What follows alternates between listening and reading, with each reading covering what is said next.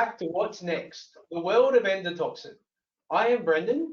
And I am Oya, and today on episode 2, Endotoxin and the Body, we will look at the effect of endotoxin on the body. We have an expert special guest to help us today. Our guest today is a microbiologist, medical doctor, and infectious disease specialist with over 100 papers to his name, Dr. Mark Miller. Welcome, Dr. Miller, and thank you for joining us today. Thank you for having me. It's a pleasure being here. To start, Dr. Miller, could you give us a quick rundown of your experience? Sure. So I'm a Canadian physician trained in internal medicine, infectious diseases, clinical microbiology, and epidemiology. And my research interest has always been healthcare-associated infections, as well as innovative diagnostics for infectious diseases. So, Dr. Miller, what happens to the human body if we inject endotoxin? Right. So the human body has evolved over millions of years to react to endotoxin because it thinks that it is faced with a gram-negative infection. Endotoxin, which is lipopolysaccharide and is found on the wall of gram-negative organisms, makes the body believe that we are being attacked by a gram-negative infection. And so we react essentially with a pyrogenic response and a hypotensive response.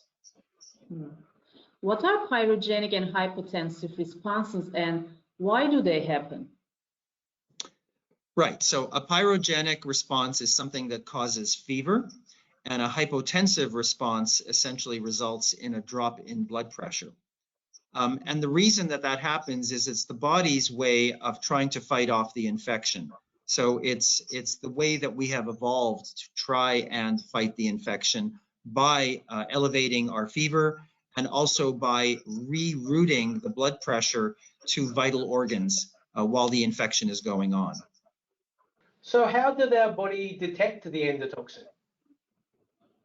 So essentially, we have these receptors, these protein receptors called toll-like receptors that are able to detect infectious organisms and things like endotoxin.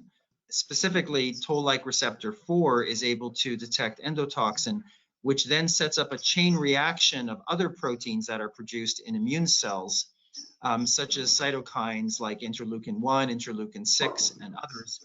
And they're the ones that either travel to the brain and cause the fever reaction, or they travel to the blood vessels and they cause them to dilate and to drop the blood pressure and to divert the blood flow elsewhere.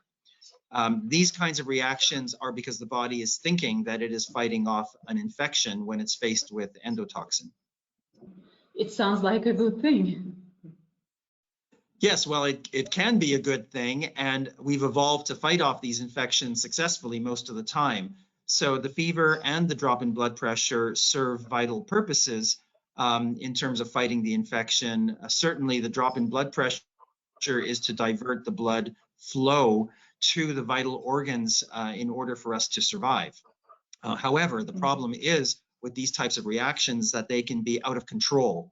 And the chain reactions can be totally uncontrolled so that the fever becomes too extreme or the blood pressure drops too low and it endangers our lives. Yeah, can endotoxins themselves cause infection?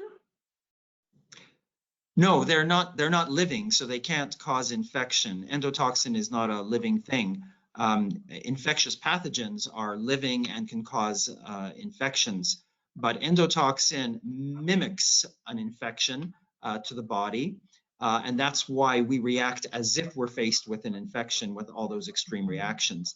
And that's why it's extremely important for all kinds of pharmaceutical products to be totally absent of endotoxin so that our bodies do not react in this extreme way. Wow. So thank you, Dr. Miller, for your time today and your help. I'm sure the viewers have found it just as informative as we have. And thank you everyone for viewing, and make sure you look out soon for episode 3, Endotoxin and Vaccines, where we will have a special guest from a vaccine manufacturer. So remember everybody, stay safe, wear a mask and wash your hands. Have a good day.